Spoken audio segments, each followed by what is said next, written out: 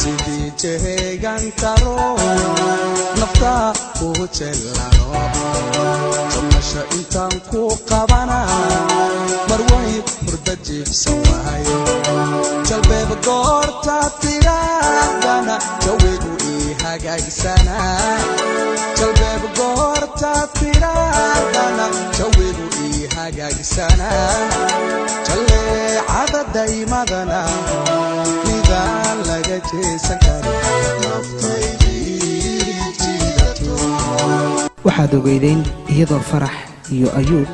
ay kala caraysan yihiin haddaba arrintii farxad ayay isku beddeshay ninkii ayuub anshax ahaa wicitaankii farax fanaxley muusan ka daalin sida uu u wacayay maalin maalmaha ka mid ah ayay telefoonkii ka qabatay farax waxaana uu u soo jeediyey erayo aad u macaan badan xubbi in badan ayaad iga maqnayd intaaad iga maqnayd ma seexan habeenkii hurdo waan gam'i waayey naftaydii harsi waan u diiday noloshayda ciriiri bay gashay iftiinka qalbigayg wuu xirxirmay inta aan anigu codkaaga maqlin waxaan ahaa ruux sida dhagoolihii oo kale dadka ula dhaqma waxaan ku fikirayay mar weliba wakhti weliba inaan maqlo codkaaga laakiin waxaan aad ugu faraxsanahay macaan in aan iminka codkaaga maqlo wallaahi waxaan moodaaba inay ii tahay maalin ciida waxaan filayaa in fariintayda ay ku soo gaartay isla markaana aad ka maqashay mid ka mid ah warbaahinnada oo markaa aan ku baafiyey jacaylkan adiga kuu qabo ma isleedahay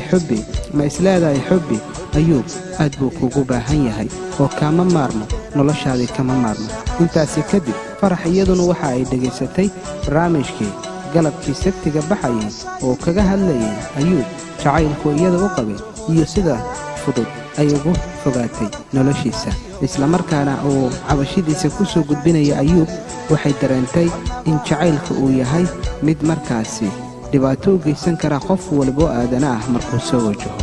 ha yeeshee farax durbo fariin ayuu u soo dirtay wiilkii ayuub ahaa ayuubna jacaylkiisa waxa uu aad ugu qancay in uu soo ceshto isla markaana xiriirkooda noqday mid soo jireena ha yeeshee waxaa inta badan ay markaasi xiriirkooda ku samaynayeen mid kalsooni iyo farxad ay ku dheehan tahay haweenada ka mid ah ayuub ayaa wacay saaxiibtii farax fanaxley waxauu ka codsaday in uu la kulmo waxa uu la kulmay iyada oo caraysan oo ay isku dhacsan yihiin qoyskeeda misena gabar la dhalatay isla markaana guriga ay isku dhacsan yihiin ciddii joogtay waxa uu ku yidhi waan kuu imaanayaa way kulmeen wakhti far badan ayay qaateen waa ay sheekaysteen ayuubna waxa uu aad ugu naxay markii ay ku tiri walaalow ciddii baan isku dhacsannahay xidhiirkeena ma wanaagsano anigu waxaan rabaa in aan ka tago ayuub waa uu la taliyey guriga ha ka tegin buu yidhi aniga iyo adiga jacaylkeena wuu hargeli doonaa mustaqbalkeena waxaan soo gebagabayn doonnaa sannadda 2016 bilowgiisa ayuub ayaa muddadaasi qabsaday iyaduna farax waa ay ku raacday waxaa lagu hami weyn yahay islamarkaana rajadu ay sugayaan in sannadda 2016 hooy ay wada galaan farax iyo ayuub anshax